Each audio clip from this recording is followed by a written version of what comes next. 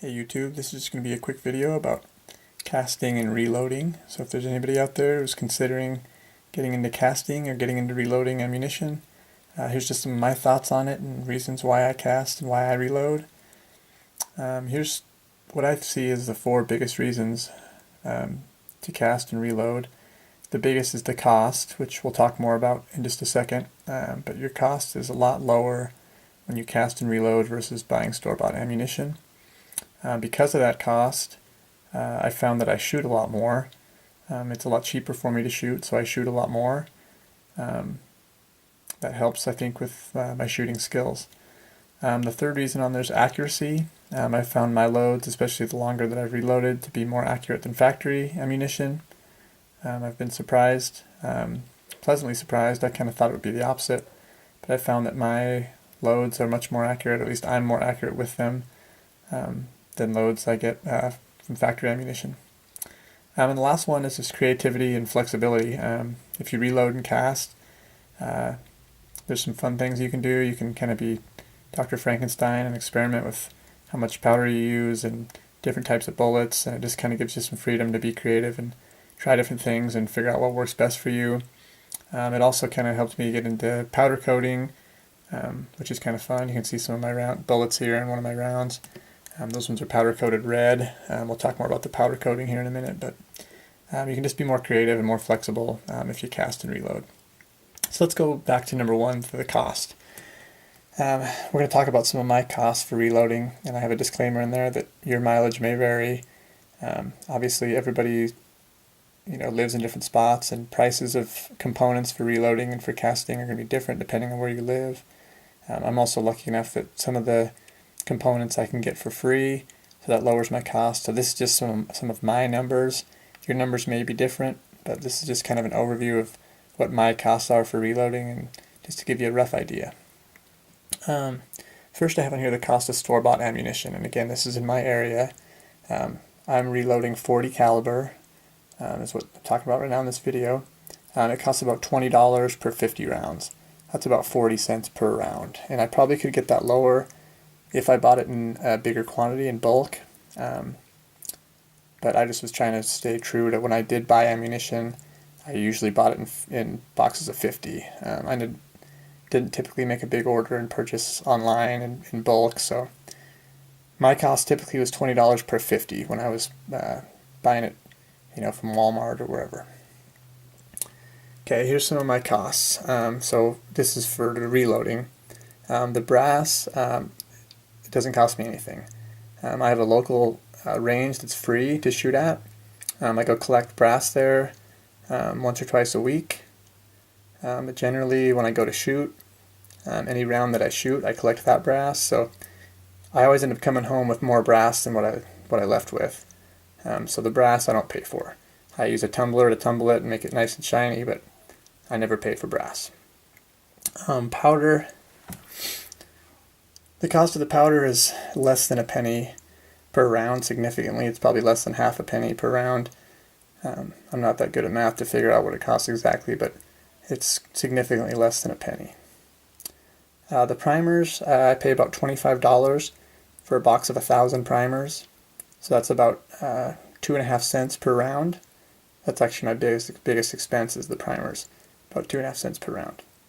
The bullets, because I cast them myself, and I've got a friend who runs a foundry, and he's been gracious enough to donate to me some pretty big chunks of lead, so the bullets don't cost me anything except for the time that it takes me to cast them. If you're paying for lead, obviously your cost will be different, but for me, my cost for the bullets is $0. And then my last cost is the powder coat, and the powder coat takes the place of the lubing. So because I powder coat them, I don't need to lube the bullets, and the powder coat costs less than a cent per round. It's probably about a half cent or less. Again, I'm not that expert to be able to figure that out, but so my total cost per round is about 4 cents per round. 2.5 for the primers, about a half a cent for the powder and the powder coat. Probably, honestly, maybe even closer to 3 cents per round, but for the sake of the video, I just rounded up to 4 cents per round. So if you compare the cost, from the store-bought, 40 cents per round, to mine, 4 cents per round. It's about a tenth of the cost, so obviously significant savings there. Savings per 1,000 rounds, that equates to about $360 per 1,000 rounds you shoot. And if you're going to shoot a lot, I look at it like for every 1,000 rounds I shoot, I'm saving $360, and I look at it like that's a new gun I could buy or a used gun. But that's a lot, pretty significant per 1,000 rounds to save $360. And that number came from the $400 it would cost, to use factory ammo versus the $40 it cost me to reload that 1,000 rounds. Now you might be thinking that there's an initial cost of reloading and casting, and there is, so I'm going to kind of go through that.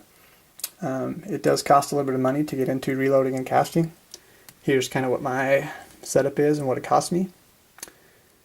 I have a Lee 4-stage press. I bought dies for it in $40, and I bought a tumbler and some media. And when I bought my press, it came with a bunch of other stuff too. It was kind of a package deal. It came with a reloading manual and some of the other little tools and stuff, a scale. But my total cost for all that stuff was under $300. Again, your mileage may vary, but I paid under $300 for all that. For the casting stuff, I bought a hot plate from Walmart. I bought a Lee melting pot. I think I have a 20-pound pot. I bought a mold and handles. I bought some powder coat from Harbor Freight. I got a toaster oven from a thrift store, and then various other thrift accessories like ladles and spoons and a wooden dowel and stuff that I got just for various tools. But my total casting expense was about $150 or under. So my total cost, initial cost, was about $450 to get into the casting and reloading. So I took that $450 and figured out, well, based on what I'm saving here, I figured the material would pay for itself at about 1,250 rounds. So that's really not that much to reload for the equipment to pay for itself. And after that, you're just seeing that savings every time that you reload. So I also broke that down based on time. I kind of put down what it takes me. I can reload about 200 rounds per hour on my press. I can cast about 300 rounds an hour, ballpark, and powder coat about 200 rounds an hour. So that's total about 16 and a half hours, and in order to pay for the equipment.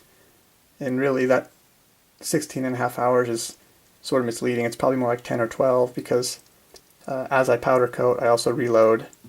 When I'm casting, I just dedicate my time to the casting so I don't make mistakes. But with the powder coating, I can powder coat, and then when the bullets are in the oven, I can reload while it's going on while I'm waiting. And then when that batch comes out, I'll start another one and go back to reloading. So probably I would say 12 hours-ish for me to load 1,250 rounds, including the casting and the powder coat. And for me, that 1,250 rounds pays for the equipment. So again, I think reloading and casting is worthwhile. But it's up to you if you think that it is or not. Just kind of some of my thoughts on it. Hope if you're thinking about casting or reloading, this has been helpful. I appreciate you watching. Take care. God bless.